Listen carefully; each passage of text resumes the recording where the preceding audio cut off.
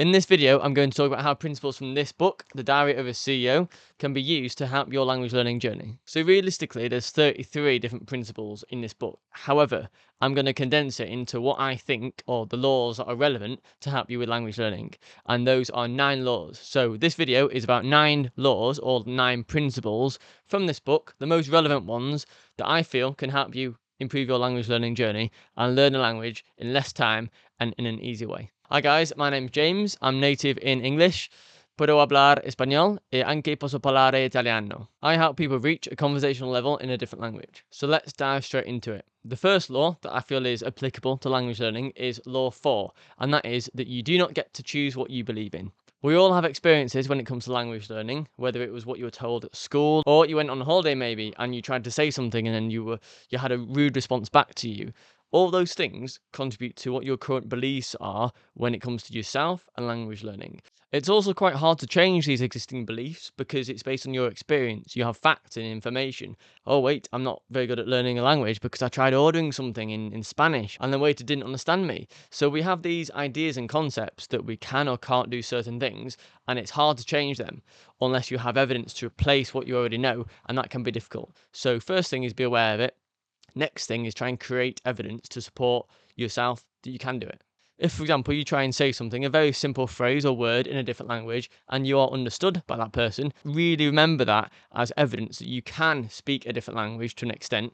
The next law is Law 5, and this is you must lean into bizarre behaviour. And what does that mean? Well, essentially, we all see new ideas and concepts in our daily lives. When it comes to new things, we quite often, sometimes, can be sceptical. We can think, well, I'm not going to do that. It might be too risky, or, oh, it's not what I'm used to, sort of thing. Can be applied to many different industries, many different concepts, but for language learning, this is important. There's so many different apps and AI and technologies around.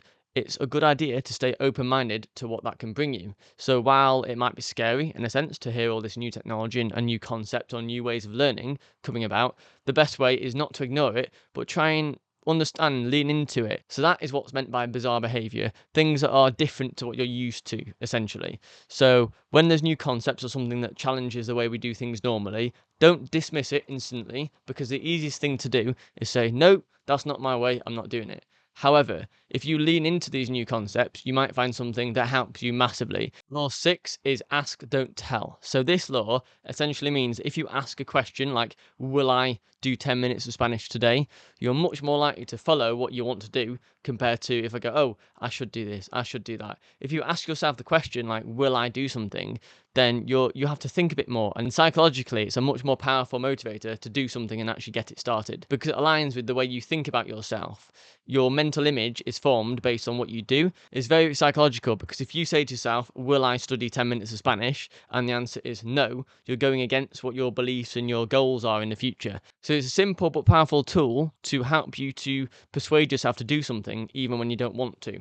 So you might relate to if you're going to the gym or you're doing something, some homework or something that you really can't be bothered doing. If you say, will I do this? Be specific. So will I do 10 minutes of this study work, or will I go to the gym for half an hour today? Then it doesn't really matter what the answer is, but you're answering it in your head yourself, and you're answering it through your actions as well. Like if you don't go to the gym and you ask yourself that question, you'll feel bad and a bit guilty, and it's that guilt that helps you motivate yourself for next time. Law 7 is don't compromise your self-story. This is quite deep, and especially when it comes to language learning, you might think, why am I telling you this? However, your self-story is your mental toughness. It's how you think about yourself. It's, for example, if you're going to describe yourself to yourself and say, okay, what sort of person am I? If you say, oh, I'm intelligent, I always turn up on time, I do X, Y, Z, I'm good at this, I'm not good at that. That's your self-story. That's how you're talking to yourself. And the way I'm relating this law to language learning is be aware of what you tell yourself. Similar to the first law I talked about, Law 4. And it's easy to compromise your self-story, for example, by saying, oh, I don't practice Spanish, I don't practice a language, or I'm not good at this, or I'm not really a language person, I've never really understood it at school, so I'm probably not very good at it. That's you telling yourself that. But realistically, it's similar to the first law, whereby it's the way you think about it that can massively affect your progress. Law 15, the frame matters more than the picture.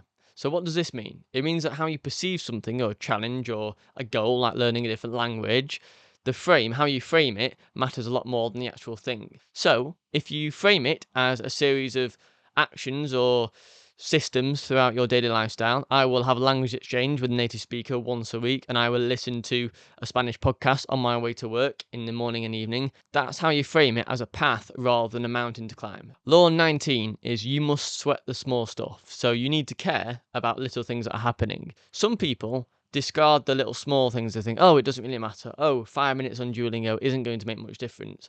But it's that makes a difference. And that doesn't just apply to language learning, it applies to business and different areas of life, which is why it's in that book. But for language learning, think of it as every minute that you spend like indulging yourself in the language or even passively listening to it, and all these little changes add up, make the small things matter. The next one is Law 24. You must make pressure your privilege. This is quite a vague title. However, when it comes down to language learning, it means this. Try and give yourself enough pressure to motivate you into doing it, into doing something. If, for example, it's now early on in the year and you've got a summer holiday booked in Spain or something, or in a Spanish-speaking country, for example, and you have a goal for that, you want to be able to reach a certain level in Spanish for that, you then have pressure associated with that goal. You might have booked the flight, you might have booked everything ready for that holiday. That is perfect. So pressure can be described as a good thing if it's used in the right context. Law 27, the discipline equation. Discipline is a great thing because it keeps you going at a certain thing for a long period of time. It takes discipline to do something even when you can't be bothered sometimes. So this comes down to how do you make discipline and how do you keep it in your life?